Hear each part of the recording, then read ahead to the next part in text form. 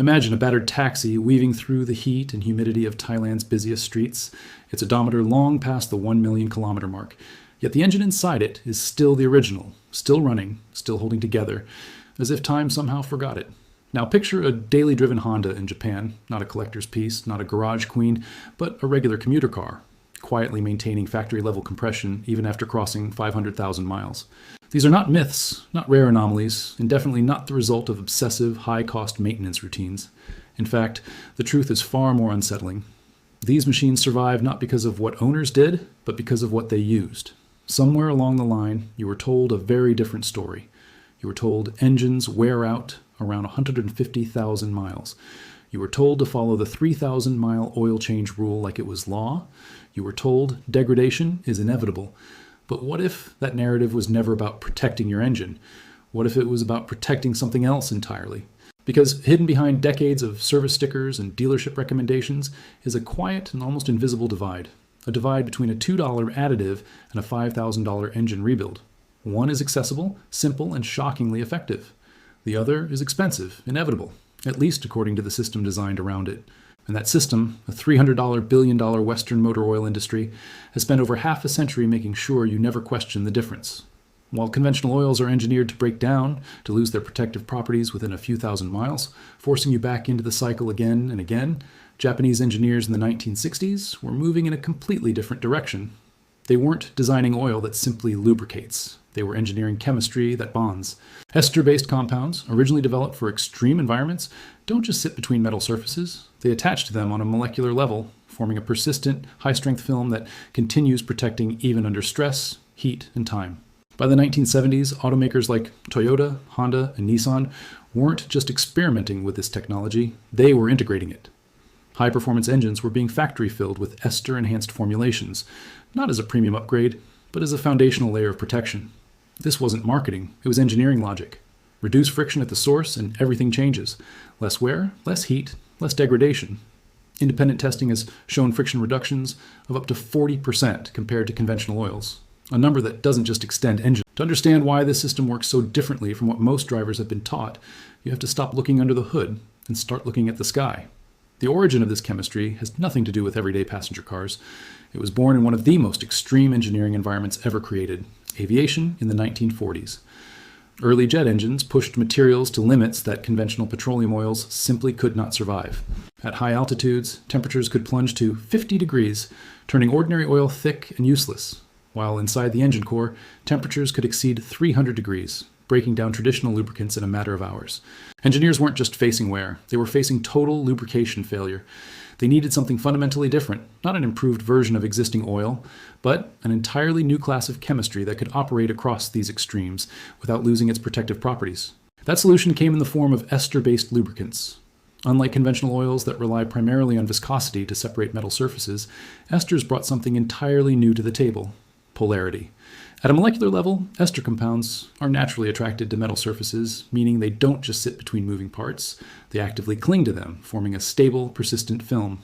This film doesn't drain away when the engine stops, and it doesn't collapse instantly under pressure. By the 1950s, this technology had proven itself so effective that ester-based lubricants became the global standard for jet engines. In other words, the same chemistry that kept aircraft engines alive under brutal, high-stress conditions was already solving a problem far beyond anything a road car would ever face. Then, in the late 1960s, a critical transition happened. Japanese engineers, particularly those involved in high-performance motorsport development, began to see the potential of adapting this aviation-grade chemistry for automotive use.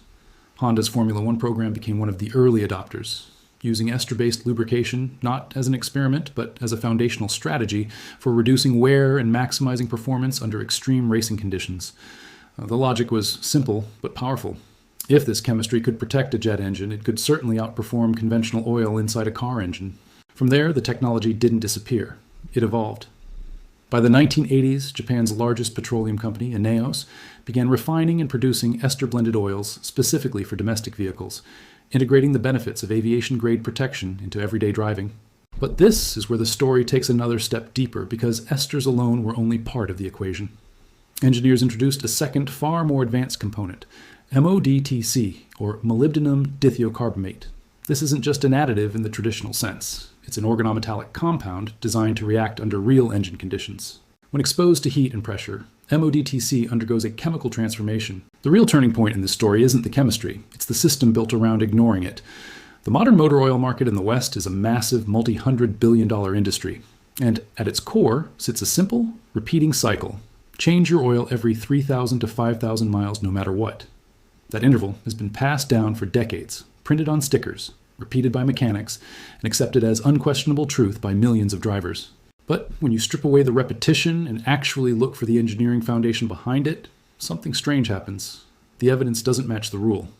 Independent research going back to the late 20th century has consistently shown that modern engines running high-quality synthetic oil are capable of maintaining their protective properties far beyond that narrow window, often extending into the 15,000 to 25,000 mile range under normal driving conditions. In other words, the 3,000-mile rule didn't evolve with the technology. It stayed frozen in time. And that creates a powerful economic effect. If a vehicle owner is changing oil every 3,000 miles, they might perform 12 to 16 oil changes per year depending on usage. Stretch that interval to even a conservative 12,000 miles, and suddenly that number drops to just 2 or 3. Multiply that difference across millions of vehicles, and you're no longer looking at a maintenance recommendation.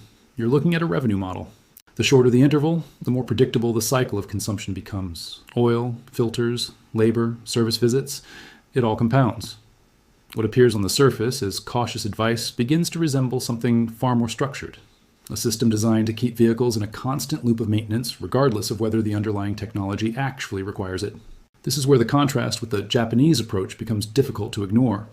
In markets where Ester-enhanced lubricants and longer service intervals have been more widely accepted, the results tell a very different story. Vehicles operating under these conditions have demonstrated significantly extended engine lifespans, often ranging 40% to 60% longer than comparable models running on conventional lubrication strategies. The engines themselves are not fundamentally different. They are built on similar designs, manufactured with comparable tolerances, and maintained under routine schedules. The key variable is the chemistry interacting with those metal surfaces over time. A small change at the molecular level translates into a large shift in long-term durability. Real-world fleet data reinforces this pattern.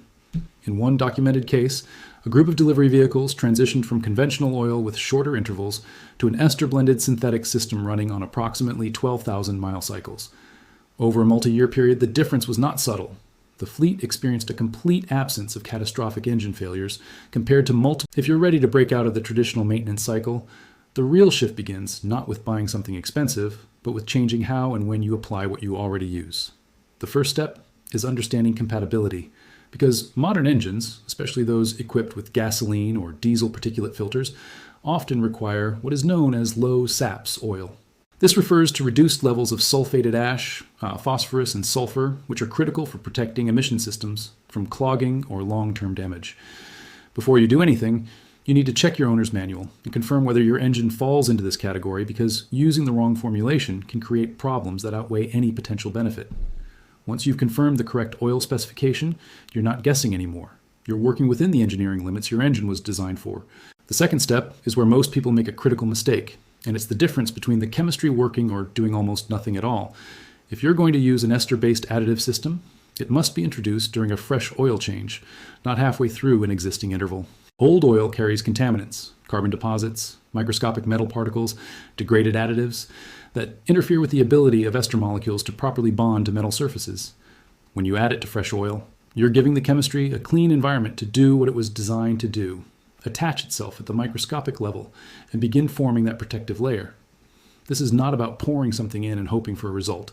It's about timing the process, so the chemistry can actually establish itself without resistance. Once the fresh oil and additive are in place, the third step is activation, and this is where the process moves from theory to function.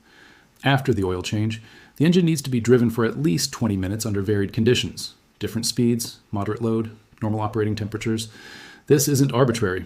Both ester compounds and MoDTC rely on heat and pressure to trigger their bonding behavior. As the engine reaches operating temperature and components expand, the chemistry begins to interact with metal surfaces, forming that low friction layer that distinguishes it from conventional lubrication. Without this step, the additive remains largely passive. With it, the process becomes active and the foundation of long-term protection is established. After this initial phase, you transition into what is effectively a different maintenance rhythm. Instead of treating oil as something that must be constantly replaced, you begin to treat it as a system that can be maintained. With a properly established ester-based layer, research has shown that oil can retain its protective properties significantly longer than traditional expectations, often extending into the 10,000